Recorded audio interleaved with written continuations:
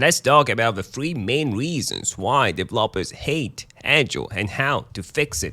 First, it's been imposed. 22 years ago, Agile was created by developers for developers. At that time, developers felt that the traditional method of software development to meet customer expectation, planning, coding, design, didn't work well. They felt that they could do better, and they built a new system that made it possible to write high-quality code while still producing high-quality and high-value products. This is what Agile is all about. As a result, everyone loved it. All the developers wanted to use it. But managers, upper management, senior people, organizations, they didn't like it. They refused to let developers use it. What then followed was a clever campaign to make Agile feel even more good to developers. So developers love it more, and it worked. Even the development managers started to believe in Agile and started to allow the developers to use Agile, bringing it back to today. Total shift in mindset today. In the present, now developers tell me that their managers, their organization want them to use Agile. Agile started as a bottom-up approach.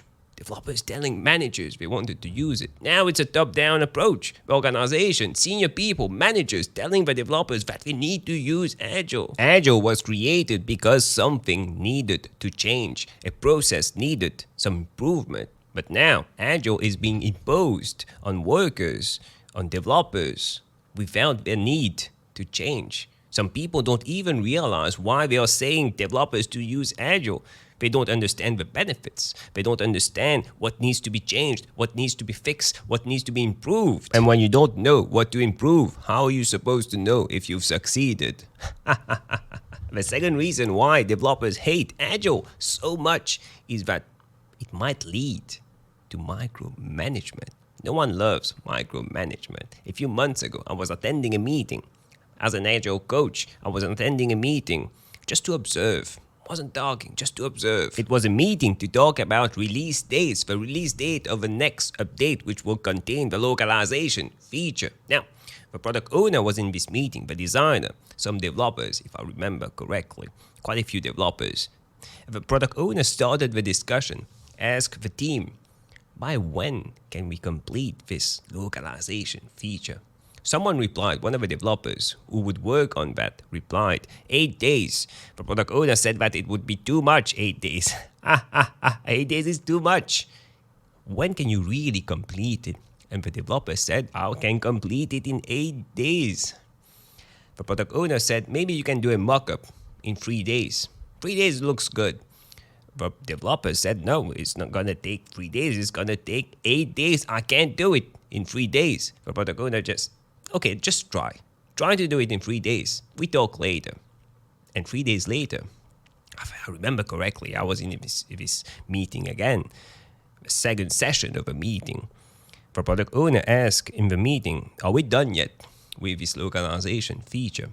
And the developer said, as mentioned in 2 days, daily stand-up, I completed the mock-up. The product owner replied that it was not enough. We are working in Agile.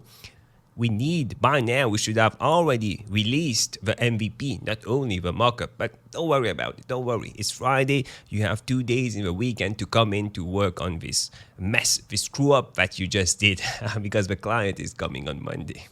This is what Agile has become. Obviously, developers would hate working in this kind of environment. One of the core principles of Agile is self-organization, self-management, removing this command and control approach where managers, senior people in the organization tell people what to do, how to do it, and by when they should be doing it, and who does it.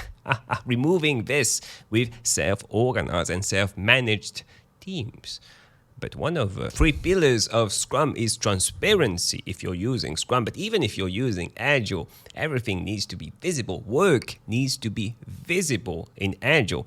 And managers, tech leads, senior people, sponsors, stakeholders use this visibility of work to manage people because everything is visible. They use it to prevent the teams from being self-organized and self-managed, unfortunately. And it's not only outside the team, it can also be in the team. The product owner, the Scrum Master, a senior developer, turning the daily Scrum into a status meeting, asking people what are they doing, why is this thing late, telling people to fill in time sheets, telling people to report at the end of the day how many hours did they work on certain items, making people accountable for each and everything that they do instead of making the team accountable and working as a team. Shouting at people when they make a mistake. Failure is not tolerated. Micromanaging people can bring a lot of problems even in an agile environment. For example, if you're using a Kanban board, the goal of a Kanban board is to make work visible, to identify bottlenecks, opportunities to improve the flow. But if you start using Kanban to make people accountable on their mistakes, on their failures, to ask people, to shout at people because things are late, instead of making the team accountable, you're shouting at individual people, shaming them in public. Obviously, you'll fail. Agile is supposed to be about self-organized and self-managed teams. This is how we build high-value and high-quality products. But if you have this mindset, this big brother surveillance mindset, you'll fail. Let the team be self-organized. Allow them to be self-organized and self-managed. The third reason why developers hate Agile so much is technical debt. Technical debt is simple. You have two options. First, the refined option. What you need to go for, the perfect build in terms of technology, I would say, but high cost in terms of time, in terms of money. Then you have a low cost option, the option that is not recommended. You don't want to do that, but it's low cost, it's cheaper in terms of time, in terms of money. What do companies typically go for? Obviously, they will go for that because they want to release things fast. They will go for the cheaper option in terms of time, in terms of cost. Technical debt tells you that if you go for the cheaper option, on the long run, this cheaper option will be less profitable than the high cost and high cost in terms of time and in terms of money option. So basically, when you're going for the cheaper version, in the long run, it's going to get worse. You're slowing yourself down in the long run. You're paying more in the long run in terms of time and in terms of cost. No developers wants to write crappy code, sloppy code, but we are forced to do that often because managers have decided that we need to release the application as soon as possible. And in the long run, this is what will slow down a team. The ninth Agile principle states that continuous attention to technical excellence and good design enhances agility. It's recommended to allocate 10% to 30% of your sprint to technical debt, refactoring, bug fixing.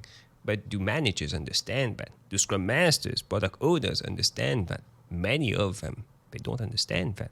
They don't understand that in an ideal world, when using Agile, developers would be able to fix this crappy code, sloppy code, work on technical debt, bug fixing, refactoring.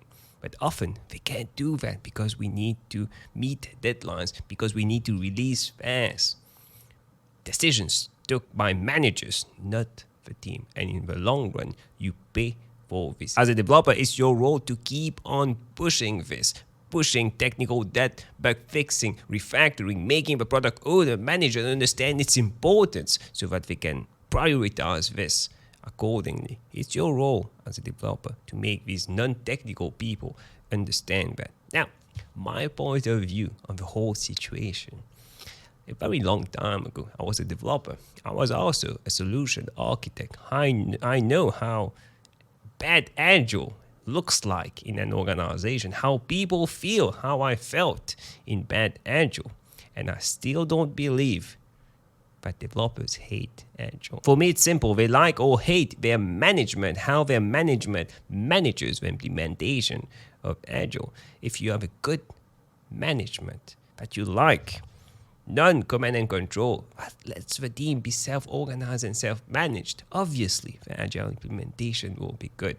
It's not Agile the problem. It's the people forcing, imposing, and implementing this Agile thing. If you have bad managers, people who like micromanaging, non-trustworthy, backstabbing managers. Obviously, the Agile implementation will be bad and people will start hating Agile. Nothing to do with Agile. Everything to do with people. Which brings me to my next point. If you want more tips, insights on Agile, Scrum, personal growth, click on the video that stands out the most on the screen right now, and I'll see you in a few seconds.